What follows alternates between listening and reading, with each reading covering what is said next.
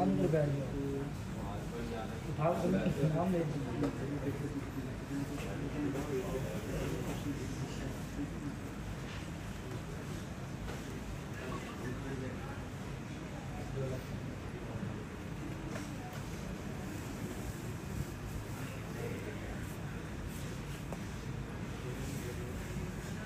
चलिए देखिए software update नहीं था इस वजह से इसको हमने कनेक्ट की है। तो यहाँ पे इसकी पहले डिटेल बताएगा कि ये कितने जीबी फ़ोन है।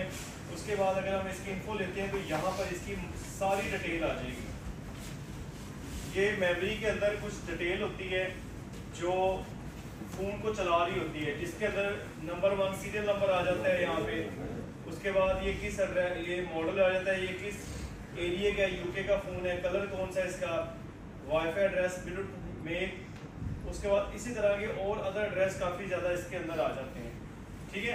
और ये देखो यहाँ पर जैसे कि आईफोन 7 है फॉर एग्जांपल, बल्कि 7 ही है, 7 है, इसके अंदर हमने किसी की वाईफाई चिप चेंज कर दी है। मतलब 7 एक मेरे पास फ़ोन आता है, उसकी जो वाईफाई है वो ख़राब हो जाती है, तो उसकी अगर हमने वाईफाई चेंज करनी है तो हम उसकी वाईफाई चेंज करने के बाद हमें मेमोरी चिप भी उतारनी पड़ेगी। मेमोरी चिप उतारने से हमें उसकी मेमोरी चिप को अनलॉक करना ज़रूरी है। आईफोन 6 तक तो जितने भी फ़ोन है उनकी मेमोरी चिप को अनलॉक करना ज़रूरी नहीं होता, क्योंकि उसके अंदर अनलॉक की ऑप्शन नहीं होती, वो ऑलरेडी अनलॉक होती है।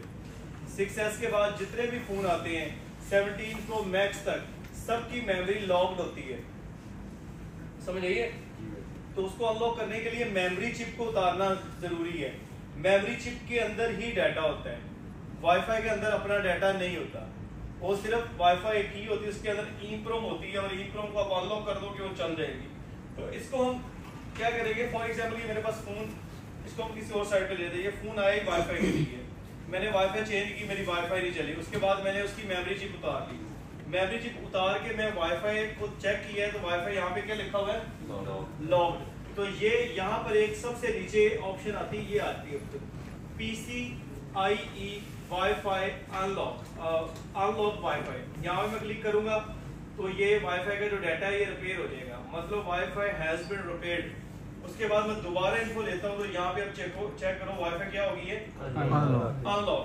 तो ये मेमोरी चिप मैं दोबारा मदरबोर्ड के अंदर लगाऊंगा तो मेरी जो वाईफाई है वो चल जाएगी, समझ आइए। आज यहाँ तक लेक्चर को स्टॉप करते हैं, लेक्चर थोड़ा सा वैसे ही लंबा हो गया। कल यहाँ से हम लेक्चर को दोबारा कंटिन्यू करेंगे, जिसके अंदर हम इसकी मेमोरी चिप को कैसे उतारते हैं, कितनी हीट है, कैसे कैसे, ये सारी चीज़ उसके अंदर आ जाएगी। उसके बाद इसकी जो मेमोरी है इसको अपडेट करना है, और इसके अंदर एरर है कैसे रिमूव करना है, वो सारे आ जाएंगे। चलो एक छोटा सा मैं यहाँ पे थोड़ा सा समझा देता हूँ। फॉर एग्जाम्पल यहाँ पे इसके अंदर वाईफाई, इसके अंदर मेमोरी का एरर है, बल्कि कल पे रख लो,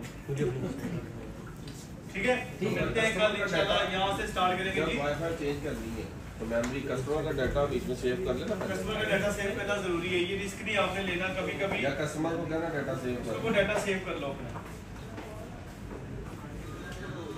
वो सेव क्यों नहीं करेगा जो अभी यार